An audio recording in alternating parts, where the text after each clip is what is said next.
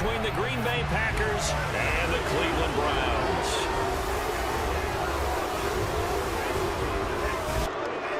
Let's take a look at some of the numbers for these two offenses. And I'm glad you brought up the numbers because sometimes it's hard to quantify a team's performance solely by judging the numbers.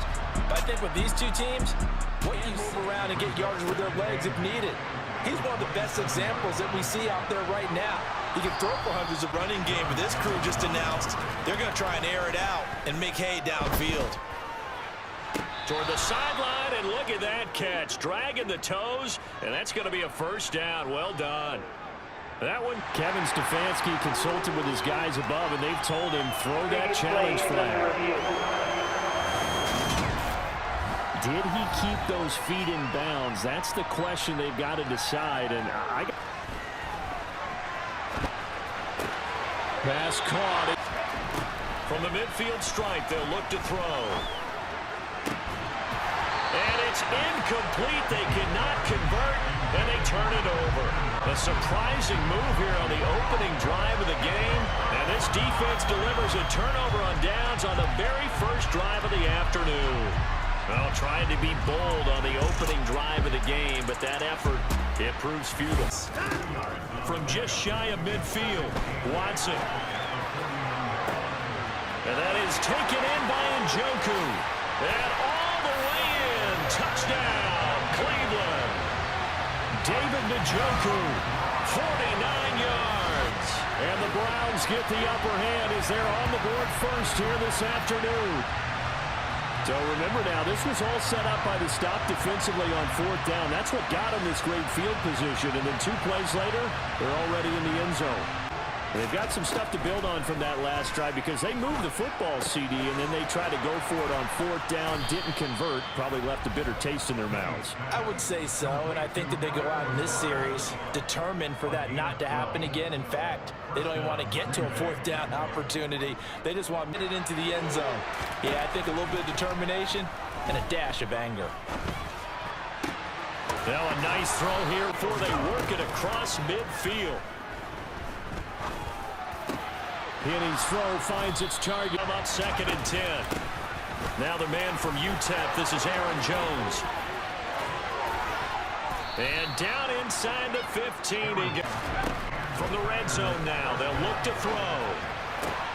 Tunyon's got it on the out. They're going to run. It's McKinnon. And he'll take this into the end zone for a Green Bay touchdown. Back out and set to go for their next drive. They'll come out throwing here to start the drive. Now the pressure comes and he goes down. It's 2nd and 21. Looking middle, and that's complete. And way up past, but that clock rolling. They'll look to throw here. That's complete to Lazard. The average in the league, somewhere around 40% on third down for offenses. So what's the answer to this? Either convert them or don't get the third down in the first place. Get your big chunks of yards on 1st and 2nd down. A curious decision to go for it, but it pays off with a first. Following the conversion on 4th. Here's 1st and 10. To the sideline, and that is a heck of a catch as he was able to get both feet in. Call that a very strong gain of 24.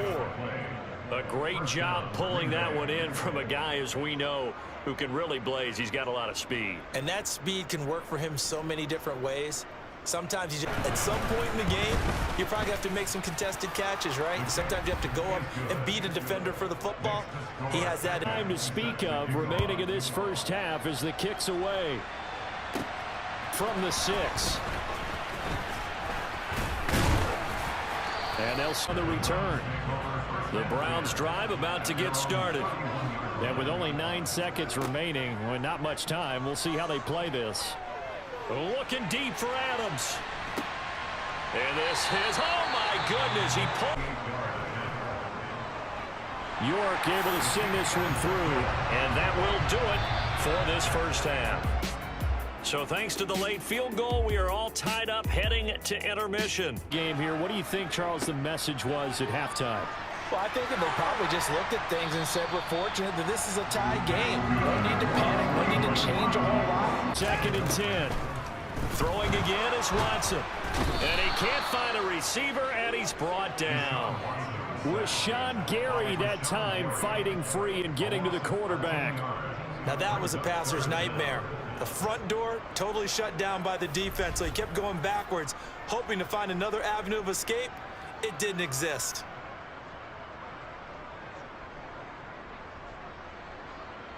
He'll punt it away for the 2nd time.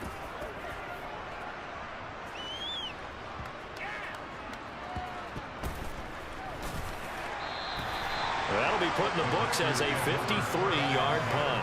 1st and 10. They'll begin the drive with a run by Dillon. And he'll get it up a little shot. A good gain on 1st. Has him set up with 2nd and just a couple of inches now from the 29. And that'll be complete to Dillon. Now they face a 3rd and 10 after back-to-back incompletions. And the Browns pressure gets to him that time, and he's going to go down. Well done. And the Browns will take over 1st and 10. And he's going to get this one across the 30-yard line.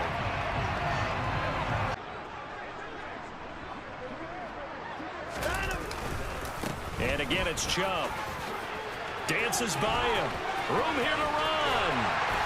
And he's going to get this all the way down inside the 35. 67 yards rushing for him now. He's only carried the ball 4 times. Got to give a nod of appreciation to some of those guys up front over on that left side. Several key blocks sprung him. No appreciation for the guys from the backside that didn't allow any leakage and anybody could run him down from the backside. They're at the kids' table. Okay, so front side guys. York able to send this one through. And they have taken the lead here in the final 2 minutes. Big kick right there to give them. And they need, at minimum, 3 points out of this as they come up 1st and 10. Watson making the catch. And 40, they'll mark him down at the 39. Hooking up on it, unable to successfully find the end zone over the top. And this is 3rd down. He'll look to throw. Got a man, it's Tunyon. Locked in before this series started. Read their scouting reports, got back to reading their keys, and playing with excellent leverage up front. He takes it across for the touchdown, and they've taken the lead late in the final minute of the 4th. Wow, wow. What an outstanding job right there to take the lead, and also, Charles, didn't leave their opposition with a whole lot of time on the clock. Yeah, I like the way that you're viewing this because they did a tremendous job to put themselves in a position to win, but they can't celebrate just yet. They've got to clamp down on any big plays and force them to use up those timeouts. And that will make this a 4-point game. A little under 30 seconds remaining. And they've got to travel the full 75 yards, and time is obviously a huge factor here. 1st and drive, but nothing since. Watson to throw. This for all the marbles. And it's knocked away and incomplete. Downfield. One last throw here for Watson. This for all the marbles. And this is incomplete. So no miracles here on the final play. And this ball game is over. Well, you really can't ask for much more than what we just had here. Not only a close game that went down to the wire, Charles, but a clean one, too. No turnovers in this contest. And I think you're exactly right about that. To me, this is just a pair of offenses trying to find the slightest bit of separation from each other. And they were both hoping that the other side would make the big mistake first. But today, neither side made that mistake. And what we got, a very entertaining game throughout.